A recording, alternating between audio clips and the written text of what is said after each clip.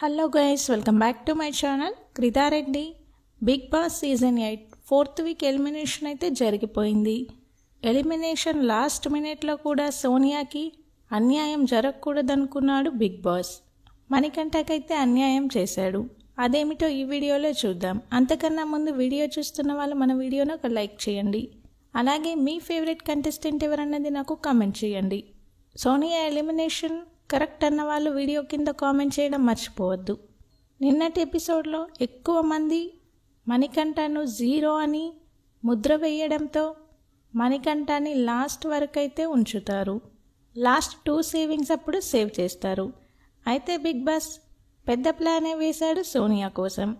సోనియాని మణికంఠని ఇద్దరిని నిల్చోపెట్టి హౌస్ మేట్స్ని అయితే ఓట్ చేయమంటారు. హౌస్ మేట్స్ అందరూ ఎవరు ఉండాలని కోరుకుంటే వాళ్ళు మాత్రమే ఉంటారు, ఇంకొకరు ఎలిమినేట్ అయిపోతారని చెప్తారు. సో హౌస్ మేట్స్ అందరూ మణికంఠకి ఓట్ చేస్తారు. పృథ్వీ, నిఖిల్, నైనిక మాత్రమే సోనియాకి ఓట్ చేస్తారు.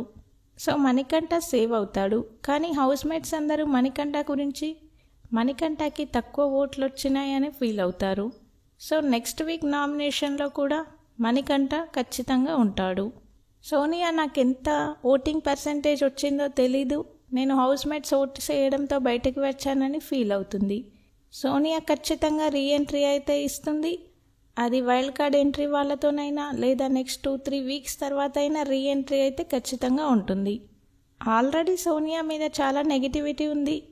బిగ్ బాస్ డైరెక్ట్గా ఎలిమినేట్ చేసుంటే బాగుండేది. మణికంఠకి ఎక్కువ స్టాంపులు పడడం వల్ల మణికంఠ జైలుకి అయితే వెళ్తాడు. 4వ సీజన్ మొత్తంలో ఫస్ట్ జైలుకి వెళ్ళిన పర్సన్ మణికంఠనే. ఇవి బిగ్ బాస్కి సంబంధించిన అప్డేట్స్. బిగ్ బాస్కి సంబంధించిన అన్ని ఎర్లీ అప్డేట్స్ మన ఛానల్లో ఉంటాయి. ఛానల్ని సబ్స్క్రైబ్ చేసుకోండి. అలాగే పక్కనే ఉన్న బెల్ ఐకాన్ యాక్టివేట్ చేసుకోండి. నేను పెట్టే ప్రతి వీడియో మీకు నోటిఫికేషన్ వస్తుంది.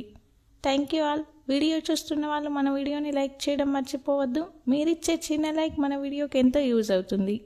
మణికంఠకి అన్యాయం జరిగిందనుకున్న వాళ్ళైతే కామెంట్ చేయండి. Thank you all.